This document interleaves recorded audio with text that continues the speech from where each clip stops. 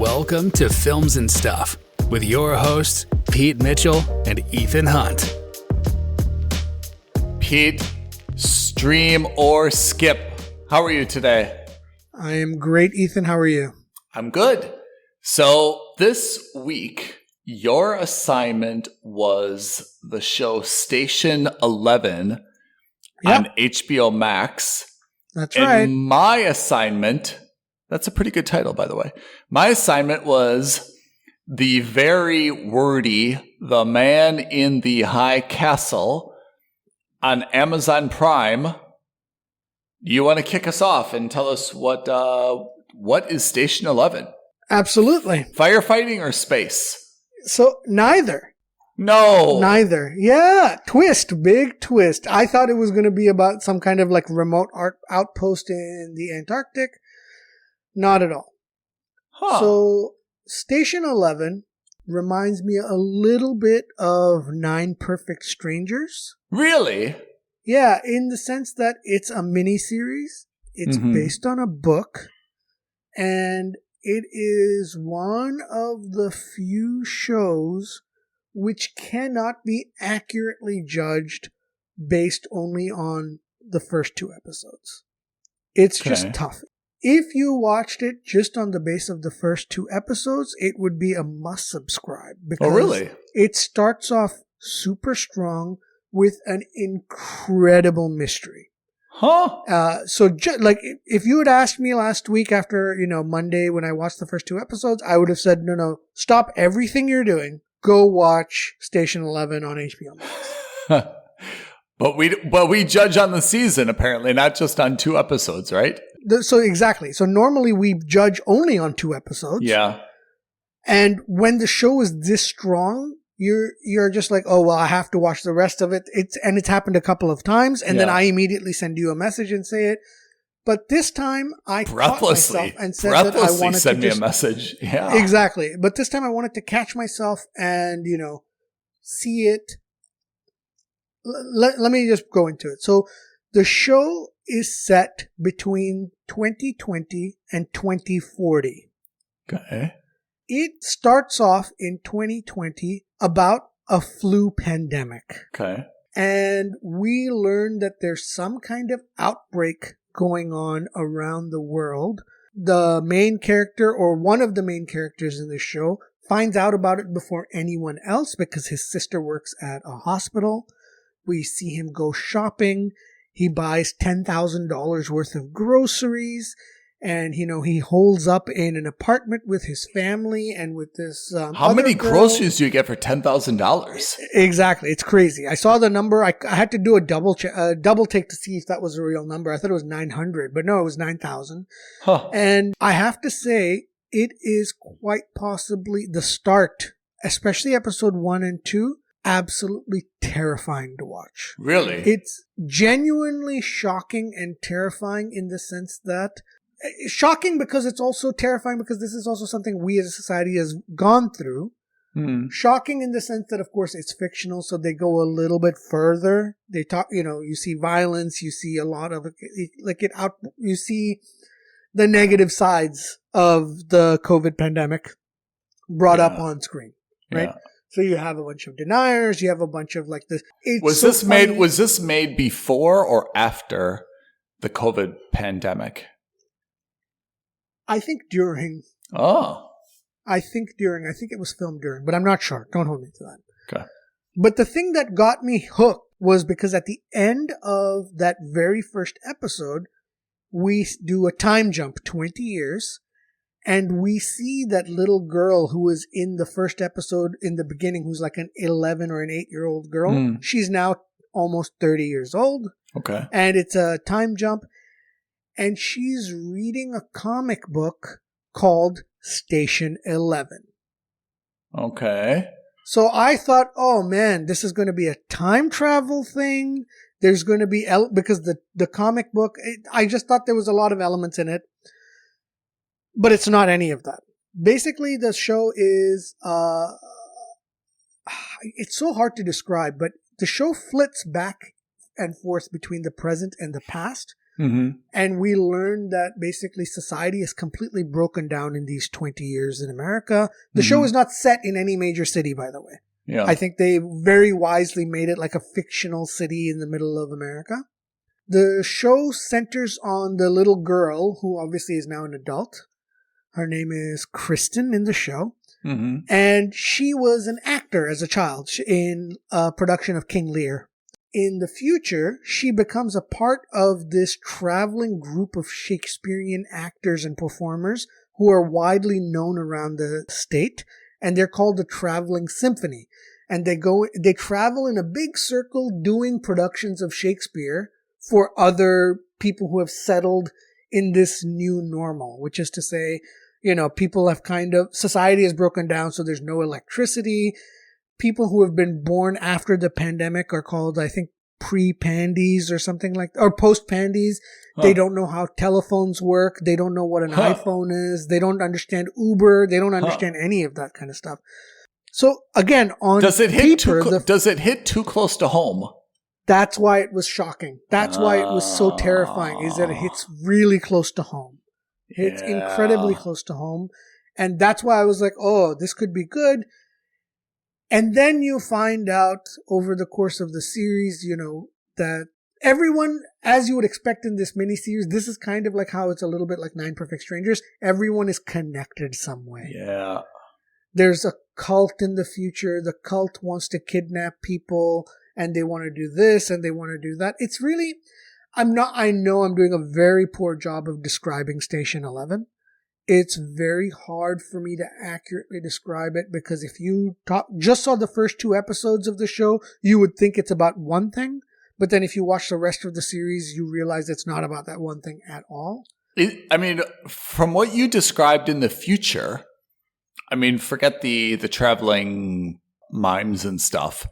Is this kind of like Walking Dead, where it's no longer about, like, Walking Dead's not about the zombies, it's about the people and the drama. Yes. Is this the same thing? It's just a drama, and the pandemic's kind of the impetus for that. It kind of is. And then you learn, I don't even want to say you learn, because I don't want to spoil it, like, in the sense that if you watch it, all I'll say is that the first 2 episodes are not indicative of the entire series. And that's why I'm kind of glad I watched the entire series, which is, again, not normal for Streamer Skip. It's one season, or you watched? One season, 8 episodes. It's a relatively quick watch. I would say that if you're in the mood for a drama, if you're in the mood for something where you don't really have to invest more time than these 8 episodes and that's it, this is quite possibly the show for you. And honestly, the start of the show is quite possibly the strongest start to anything we've seen on Streamer Skip.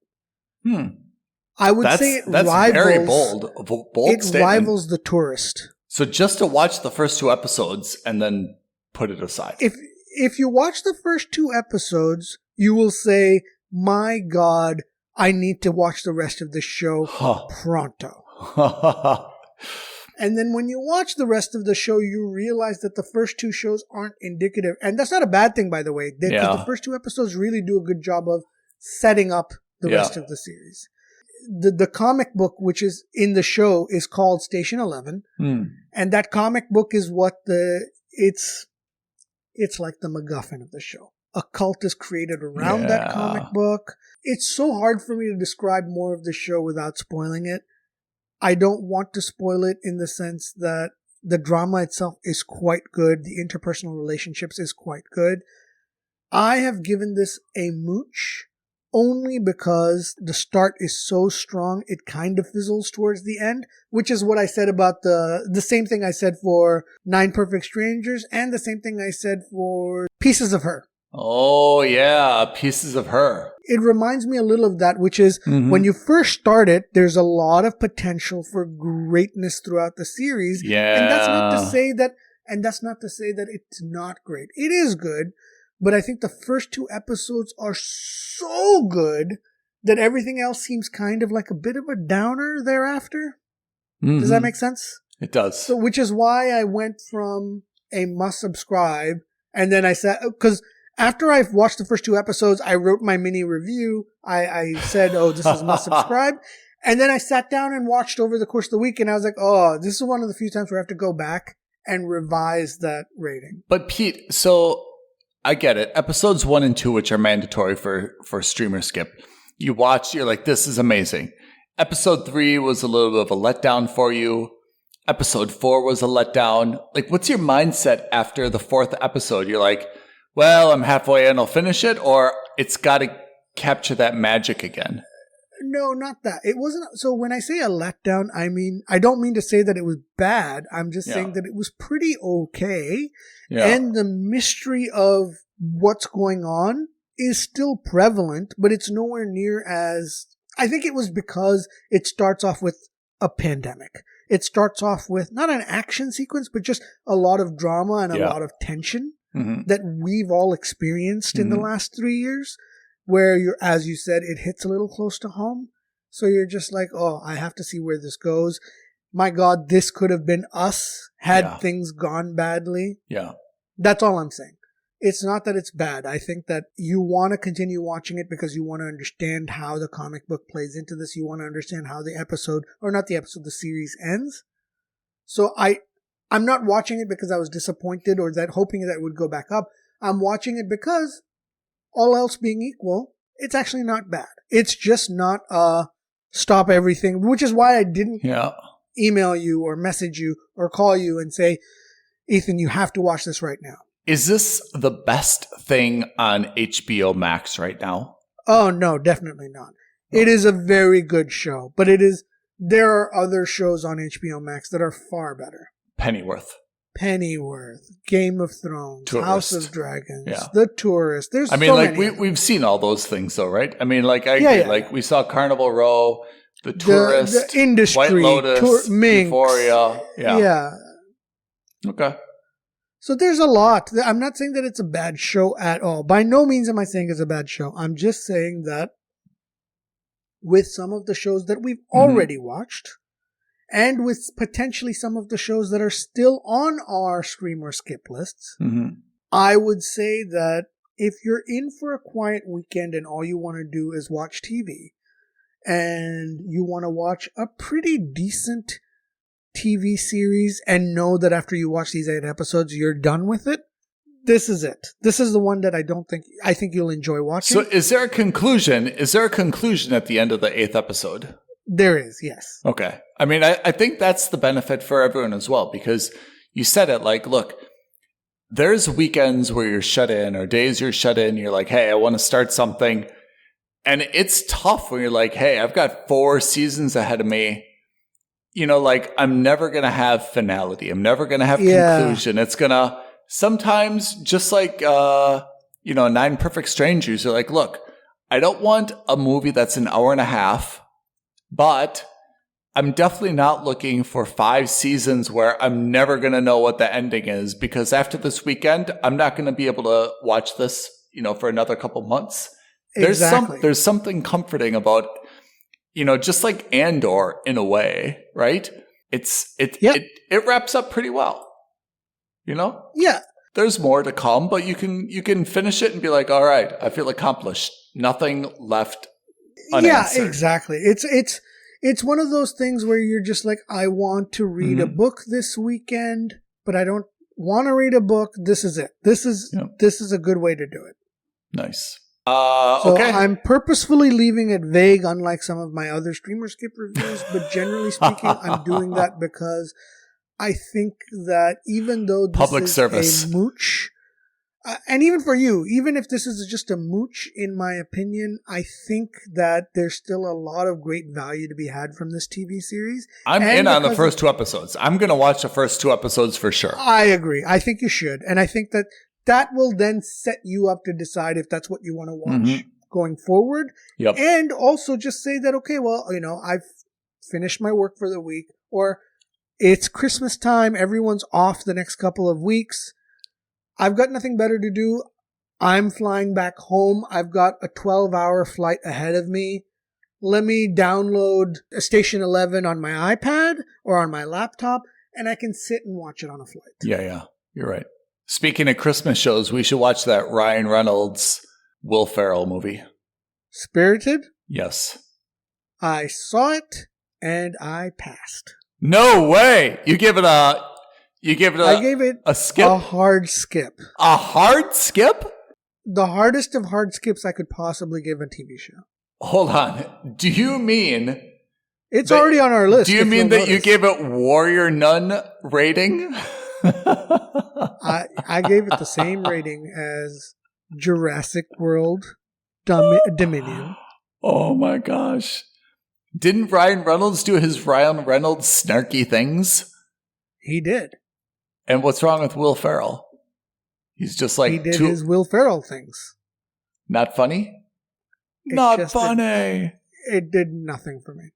Absolutely nothing for me. Ouch. Ouch. Ouch. But that's me. That's me. How about you? How was The Man in the High Castle this week? Listeners, I was assigned The Man in the High Castle, which apart from having the longest title of any assignment we've had, was very, very interesting to watch. I watched 5 episodes, and let me summarize in the words of Wikipedia that this is a dystopian alternate history television series. I understand it's 4 seasons. It started 2015, so it's actually a little bit aged, but it takes place in the 60s. So when you're watching it, you're not going to be like, wow, this is a 2015 show. It ages very well in that way. It's on Amazon Prime. And if you watch the opening, the opening sequence where they've got like some music, sometimes there's a song, and they show all the different credits. Mm-hmm. This lays out the summary very, very well on a map. It takes place immediately after World War II. Nazi Germany has apparently won the war, and it has occupied the East Coast or the eastern part of the United States. And as a result, Japan has occupied the west part of the United States. And what is kind of like the Rocky Mountains is a neutral zone. So right away, without any scene, without any acting, immediately during these opening credits and the music and so forth, you kind of know exactly what is the general plot. Yeah, U.S. lost, or not just U.S., the Allies lost World War II. Germany, Japan split up the U.S. So this is actually based on a novel. I didn't know that. The novel was written in 1962, which seems a little bit fresh to me, but apparently it was. So this all takes place in 1962. Maybe seasons 2, 3, 4 take place in a different era, but this season 1, or at least the first 4 or 5 episodes, are all in 1962. And you can tell because all the vehicles are very, very old, right? It's 1962 type stuff. So the East Coast is called the Greater Nazi Reich. The West Coast is called the Japanese Pacific States. And you're introduced to little dramas or machinations on each side. The capitals being New York and San Francisco, respectively. And Japan is afraid that Germany will attack them and take over, basically the Western states. So when I was reading about this, I read after I watched my first 4 or 5 episodes, and they talk a lot about how the Nazis are depicted as technologically superior, and the Japanese are not as advanced technologically, and they're a little bit more traditional. I did not really pick that up in the episode or in the series when I was watching it. So it's something that I guess was a little bit subtle. But now that I think back on it, maybe I can see it. But there's drama. Obviously, there's a resistance of what were formerly known as Americans. Obviously, on the East Coast, at least, there is an absence of tolerance of, people who are Jewish. The West Coast has kind of reversed things. Instead of what we knew as kind of the Japanese imprisonments, now they're, much more harsh towards the Americans. That is the summary. How do I feel about this? I gave it a mooch because it's done extraordinarily well. Amazon obviously spent a good amount of money on it. The script, the actors are superb. Everything was done from a production perspective very, very well.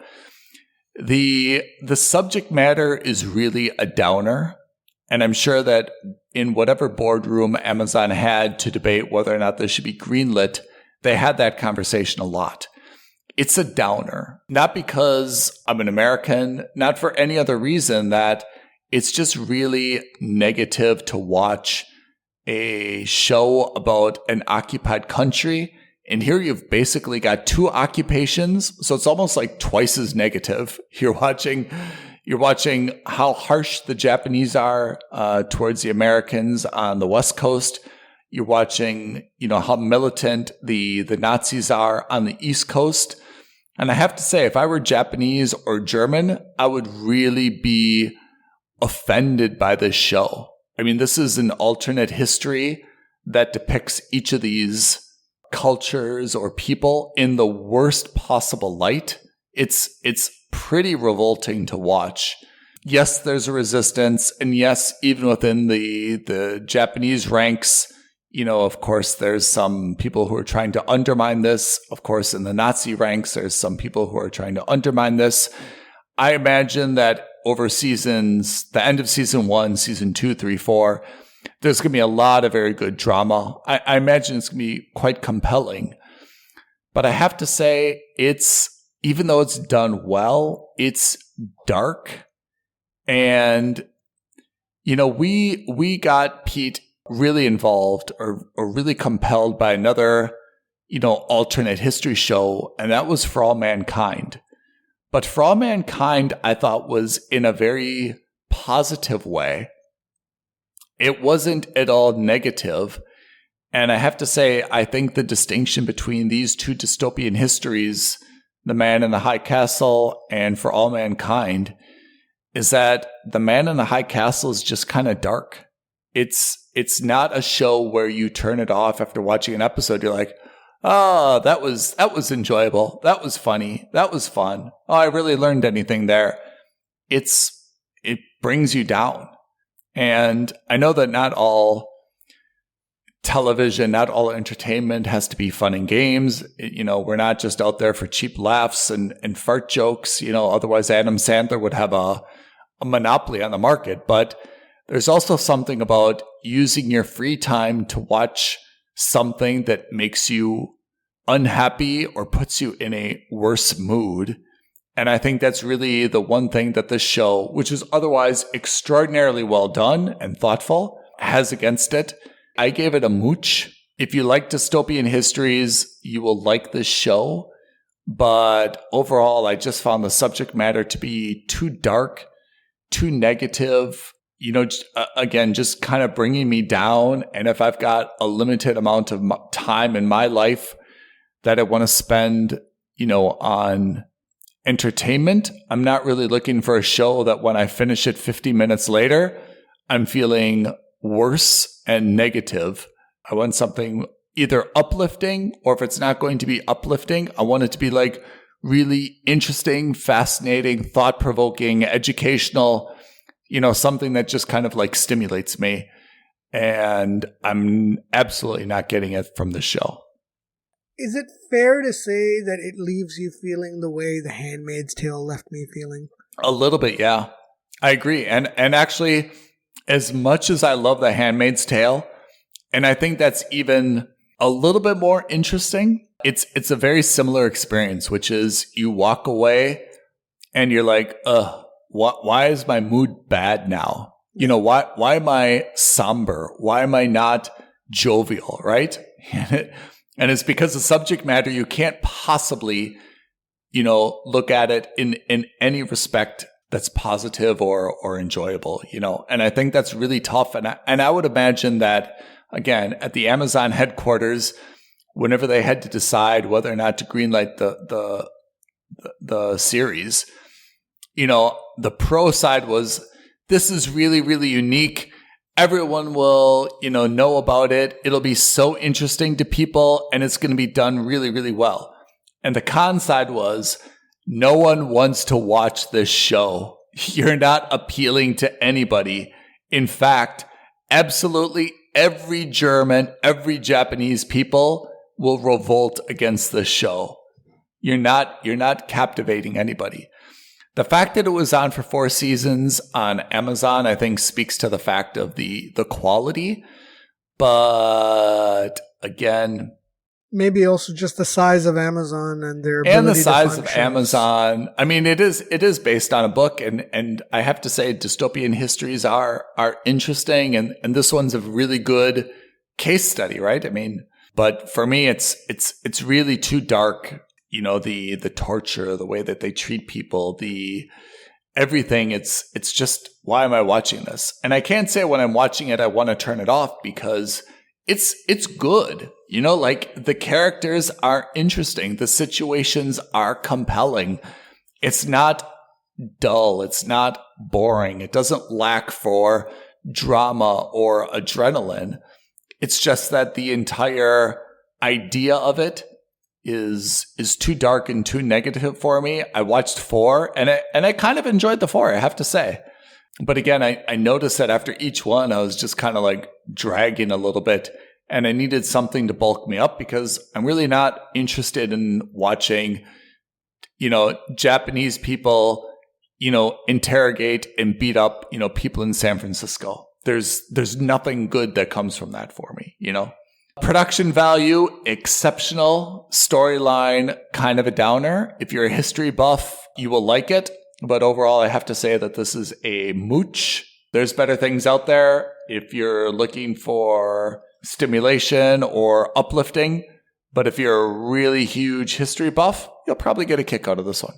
Okay, so 2 mooches this week. 2 mooches this week. Again, not because they're bad shows, just because that's there's the a high bar. circumstances I mean, are. there's a high bar for putting your money down and subscribing for something, right? Not everything can be a subscribe. So I think our curve that we're grading on is quite accurate and realistic, right? Yeah. Tell me, Pete, the virtual die has been cast. I know that you've chosen what we're going to assign each other for next week. What is it? Indeed. So for next week, my friend, you will be watching Dickinson. I can't wait. It's the lady from, I think it's Haley Steinfeld. You're absolutely right. It is Haley Steinfeld. I have no idea what it's about. I mean, from Dickinson, I assume it's Emily Dickinson, who It must even be, right? historically, It must be. I couldn't write more than 2 sentences about who is Emily Dickinson, but I'm pretty stoked to watch this. I've heard it's quite decent. What do you have? I will be watching Gunpowder on HBO Max. Oh, 1-word shows. What's Gunpowder about? No clue. I haven't even heard of this. I've never even seen this on my queue on HBO Max, so I don't know what I have to this is say, about. neither have I. Let's see where we get with Dickinson. And with Gunpowder. Look, we both always hope for the best, Yeah.